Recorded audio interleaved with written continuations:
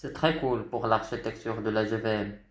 Par contre, j'entends GVM 32, 64 bits, et aussi un système d'exploitation 32, 64 bits. C'est quoi la liaison et la différence entre eux?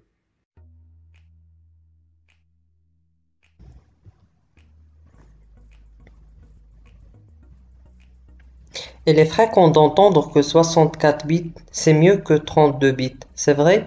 Ce que nous allons voir dans ce vidéo. Il faut aussi différencier entre GVM32 ou 64 bits et un système d'exploitation 32 ou 64 bits.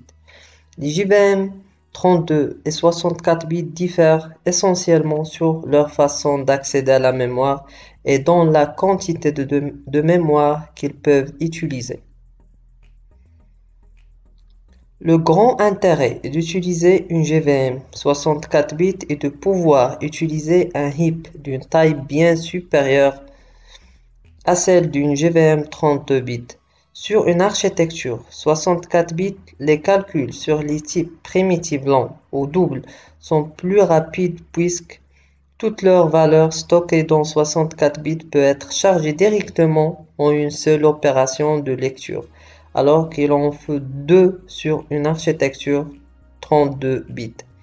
L'inconvénient qu'on peut rencontrer ici, que l'utilisation d'une GVM 64 bits implique généralement l'adressage d'une plus grande quantité de mémoire, ce qui génère une légère dégradation des performances liées au traitement des pointeurs et une augmentation de l'espace mémoire requis pour stocker une même quantité de données.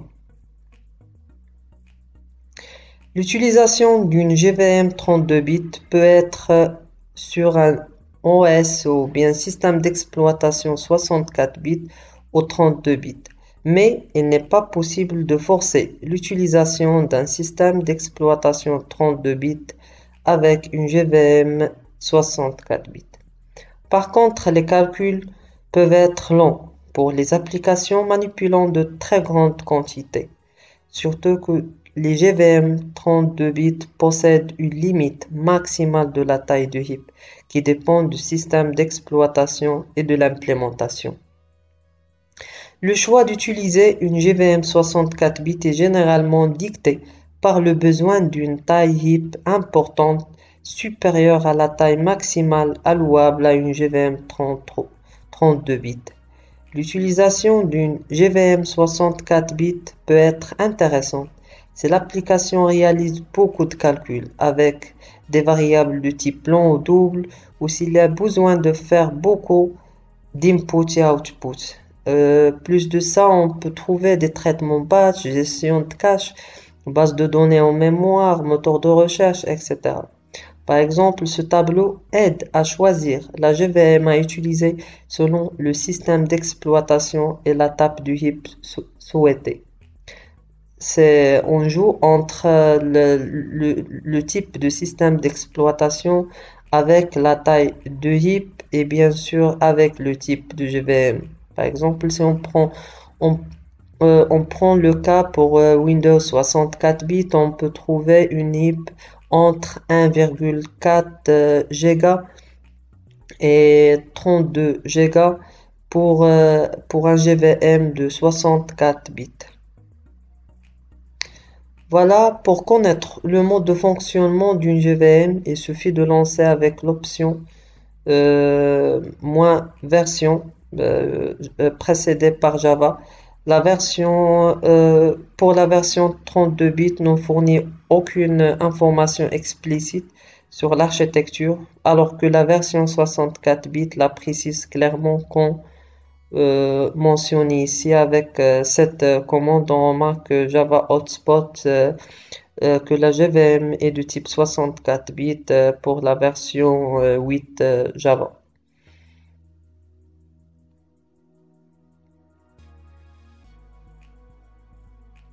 Parmi les options qui permettent de configurer la commande de GVM, on trouve l'option -xms qui permet de préciser la taille initiale du heap de la GVM, Le n, c'est pour le nombre. On peut prendre par exemple le moins XMS 256M. M, c'est la quantité de mémoire qui peut être précisée avec plusieurs unités. On trouve le K pour les kilobytes, on trouve M pour mégabytes, on trouve G pour gigabytes.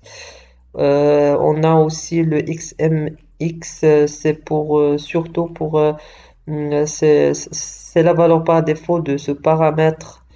Il est insuffisant surtout pour les applications serveur qui permet de préciser la taille maximale de heap de la JVM. Voilà.